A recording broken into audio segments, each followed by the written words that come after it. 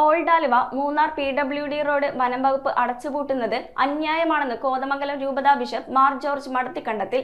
Kothamangalam municipal കൗൺസിലിന്റെയും വിവിധ ഗ്രാമപഞ്ചായത്തുകളുടെയും റോഡ് ആക്ഷൻ കൗൺസിലിന്റെയും സംയുക്താഭിമുഖ്യത്തിൽ PWD സബ് ഡിവിഷൻ ഓഫീസിന് മുന്നിൽ സംഘടിപ്പിച്ച ജനകീയ മുന്നേറ്റ ധർണ ഉദ്ഘാടനം ചെയ്ത് സംസാരിക്കുകയായിരുന്നു അദ്ദേഹം. നാടിന്റെ വികസനത്തിനായി രാജാക്കന്മാരുടെ കാലത്ത് ജനങ്ങൾക്ക് തുറന്നുകൊടുത്ത ആലുവ മൂന്നാർ PWD റോഡ് വനം വകുപ്പ് അടച്ചുപൂട്ടുന്നത് അന്യായമാണെന്ന് കോതമംഗലം രൂപതാ ബിഷപ്പ് മാർ ജോർജ് മടത്തിക്കണ്ടത്തിൽ പറഞ്ഞു. Old Aluva Munnar PWD road പുനർഗതാഗത യോഗ്യമാക്കണമെന്നാവശ്യപ്പെട്ടുകൊണ്ട് കോതമംഗലം PWD സബ് ഡിവിഷൻ ഓഫീസിന് മുന്നിൽ കോതമംഗലം മുനിസിപ്പൽ കൗൺസിലിന്റെയും കീരമ്പാറ, കുട്ടമ്പുഴ, മാങ്കുളം ഗ്രാമപഞ്ചായത്തുകളുടെയും റോഡ് ആക്ഷൻ കൗൺസിലിന്റെയും സംയുക്താഭിമുഖ്യത്തിൽ നടത്തിയ ജനകീയ മുന്നേറ്റ ധർണ ഉദ്ഘാടനം ചെയ്ത് സംസാരിക്കുകയായിരുന്നു അദ്ദേഹം. നമ്മുടെ നാട് സ്വതന്ത്രമായ നാടാണ്.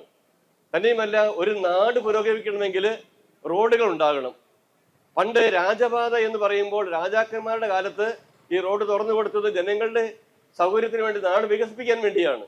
ആ വികസനം മുരടിച്ചു കളയാൻ വേണ്ടി റോഡ് അടച്ചു കളയുന്നത് അത് ഫോറസ്റ്റുകാരുടെ അന്യായമായിട്ടുള്ള അനീതിപരമായ കാര്യമാണ്. അത് ഇവിടെ അനുവദിക്കാൻ പാടില്ല.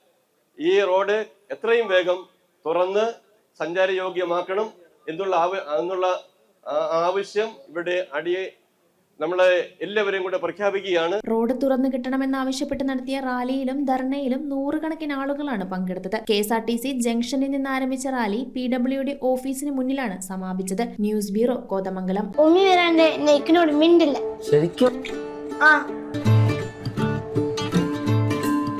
രുചിയോടൊപ്പം ഹൃദയങ്ങൾ ഒന്നാകുന്ന റംസാൻ ദിനങ്ങൾ. The salt restaurant, Panampilly Nagar, Kakkanad and Thoppumpady.